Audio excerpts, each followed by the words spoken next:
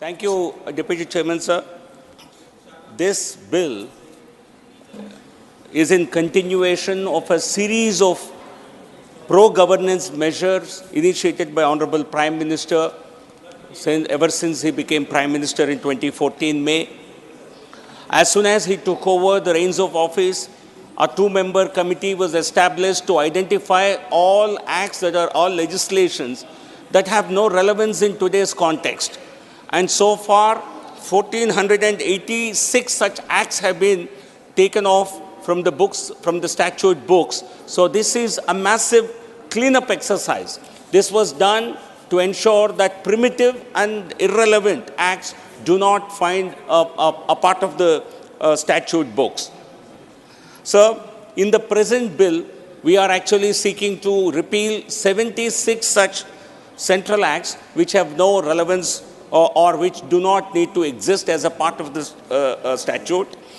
229 such acts have already been, state acts, which have been found to be irrelevant in today's context, have actually been recommended to the state governments to be repealed. But in this context, sir, I would like to say, not just repealing acts. Honorable Prime Minister Modi ji has taken a number of very reformative measures to ensure cleaner governance. जनता के ऊपर मेरा विश्वास है, ये मेरा माननीय प्रधानमंत्री जी ने ये कहते हुए सेल्फ सर्टिफिकेशन ऑथेंटिकेशन जो पहले होता था, हर सर्टिफिकेट के ऑथेंटिकेशन के लिए आपको कोई गेजेटेड ऑफिसर के पास भागना पड़ता था, ऐसे स्थिति को पूरा प्रधानमंत्री जी ने खत्म किया है। ये एक बहुत बड़ी राहत थी आम लोगों के लिए। सिमिलरली क्लास 3 और क्लास 4 के नौकरियों के लिए इंटरव्यूज़ को ख़त्म करके 2015 के बाद उसमें जिस प्रकार की जो एक डिस्क्रिशन होती थी, एक भ्रष्टाचार का एक स्कोप रहता था, उसको ख़त्म करने का काम माननीय प्रधानमंत्री जी ने किया है। कुछ ऐसे नौकरियां हैं, ग्राम डाक सेवक, जिसमें आपको केवल 10वीं कक्षा के मार्क्स के आधार पर आपको नौकरी मिल जाती है, किसी की सिफारिश की ज़रूरत नहीं है। तो हर तरह का पॉलिटिकल और अन्य तरीके के इन्फ्लुएंस को ख़त्म करने का काम माननीय प्रधानमंत्री जी ने किया है। हर विषय में एक सुधार।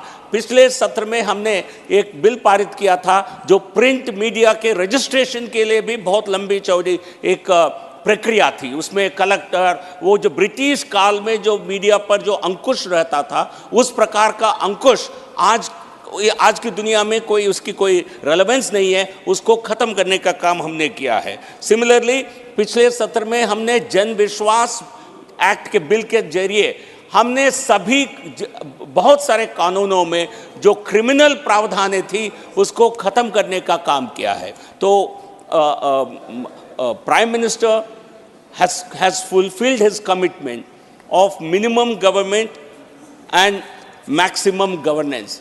तो ये न्यूनतम सरकार, अधिकतम सुशासन, तो इसके जरिए जो देश की जनता ने इस पूरे प्रक्रिया को, माननीय प्रधानमंत्री जी के द्वारा जो प्रक्रिया को पूरी तरह समर्थन किया है, उसका नतीजा आपको हाल के चुनावों में भी नजर आए और भविष्य में बहुत जल्द 2024 के चुनावों के नतीजे में एक भव्य जीत के साथ फिर एक बार माननीय प्रधानमंत्री जी को देश के सत्ता संभालने का निर्णय देश की जनता कर चुकी है। तो इसका गवर्नेंस, प्रो गवर्नेंस और रिफॉर्म सबसे बड़ा एक कारण है। और ईज ऑफ डूइंग बिजनेस के साथ साथ ईज ऑफ लिविंग, आम नागरिक के जीवन में किस प्रकार उनकी जो जीवन में सरकार के द्वारा जो कष्ट झेलते हैं उसको कैसे ख़त्म किया जाए, सरकार के द्वारा ईज़ ऑफ लिविंग को कैसे बढ़ावा दिया जाए, इस प्रकार सामान्य मानवी के जीवन में एक परिवर्तन लाना, एक मूलभूत परिवर्तन लाना माननीय प्रधानमंत्री नरेंद्र मोदी जी का एक लक्ष्य रहा है। और इस लक्ष्य को साधने में इसको अचीव करने में माननीय प्रधानमंत्री जी सफल हुए हैं। यही देश की जनता का आशीर्वाद का प्रमुख कारण है। ये कहते हुए मैं अपने वाणी को विराम देता हूं। बहुत बहुत धन्यवाद सर। धन्यवाद।